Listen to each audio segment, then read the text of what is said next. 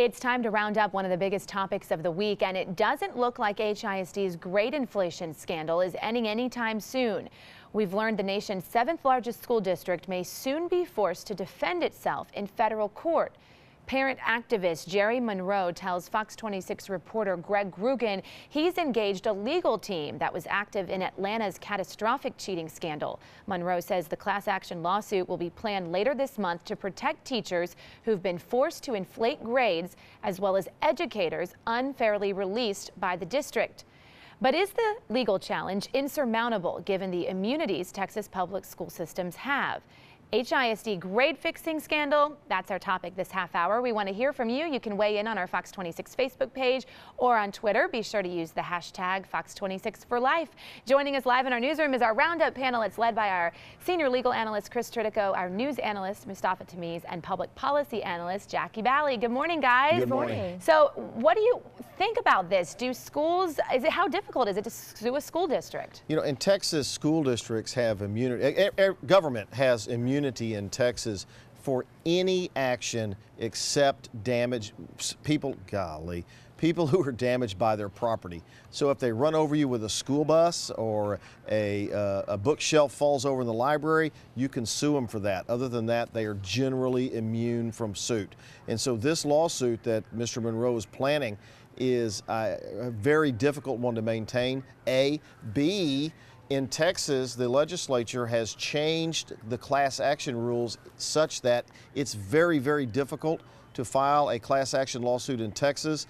And the United States Supreme Court ruled about 3 years ago that in a way that limited class actions and makes it very difficult to even prosecute a class action suit. There are so many hurdles for this group to overcome here to maintain this piece of litigation. I really don't see it going anywhere, and I don't know, Jackie Bally, how they have standing to file a lawsuit to protect teachers. They don't, and you're correct. Our legislators and our political leaders have made it clear that entities such as school districts are immune from lawsuits like these.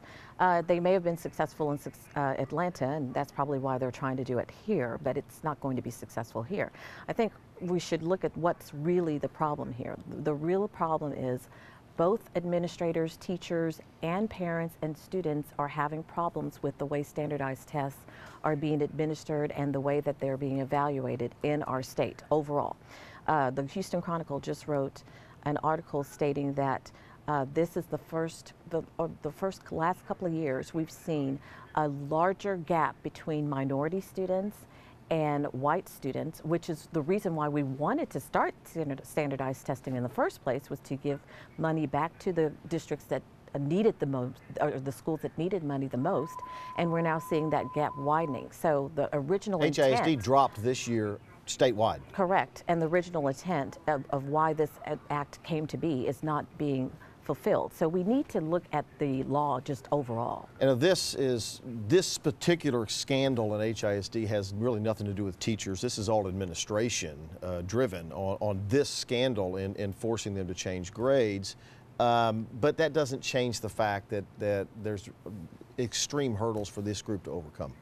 Yeah, extreme hurdle for the group to overcome, but they're filing a federal lawsuit, so they have a track. But look, first they got to go through, make sure that they have standing, and then be able to articulate a lawsuit after that. But the bigger picture in this is that when we hear the word high stakes testing, sometimes people think it's high stakes for the students, but really it's high stakes for teachers and administrators, because if students don't pass these tests, there's consequences for those individuals. So we've set up an environment in which nobody can succeed. The kids can't succeed, administrators can't succeed, teachers can't succeed.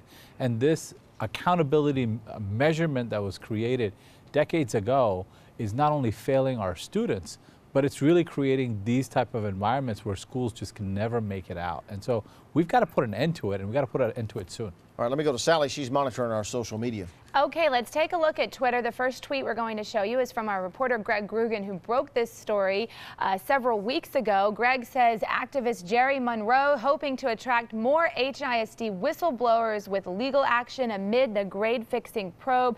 Greg put on a half-hour special this past week as well on the cheating scandal, and this person responded, "Thanks for bringing this out. Do a show on how many teachers are being abused by their districts and administration."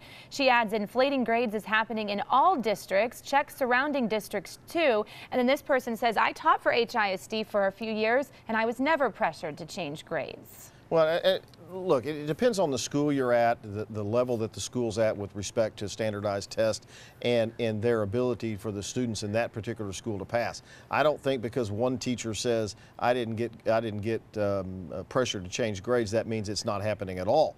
But I also don't think that it's necessarily happening at every school. Mustafa said that we need to look at changing this, and I absolutely agree that the standardized testing laws that we started back when George Bush was governor are backwards and wrong, and there's a better way. I stated the same thing. I think the way we approach standardized testing, we definitely need to look at those policies. The law that George Bush enacted has been amended and changed many, many times, and based on whomever is in office, we've had many liberal administrators. They have interpreted different ways. You know how laws are interpreted by different people. Common Core is a perfect example of that. In Texas, we do not want Common Core. We want to have the teachers in control of their classes and in their units. And so that's why Common Core, that's one of the many reasons why we have been rebelling Common Core, which has come out of standardized testing, but that's something definitely conservatives did not want to see.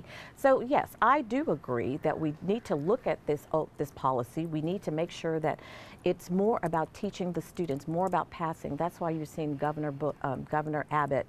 He has made sure that he's passed initiatives to start that, and you're going to continue to see that. He's said not only is he going to concentrate on pre-K, he's also going to start looking at middle and high school. So you're going to continue to see our leaders looking at the way that our policies are being administered and making sure that the resources get back to the teachers and teachers get back to teaching. But the legislative session this time, they didn't do anything about the standardized testing and the number of tests. Well, they were looking. Look, the hard part with this is that the legislature debated everything from should the official hat of Texas, to are they or should young people be allowed to carry guns? That's what they debated. Just think about that. That the entire time they only meet every other year. They're only there for 145 days, and so they spent their entire time. Should the cowboy hat be the official state hat, or should higher education have guns amongst the kids that are candidates? This is just preposterous. They cannot keep talking about doing something and never doing it. We need to see more doing and less talking in Austin.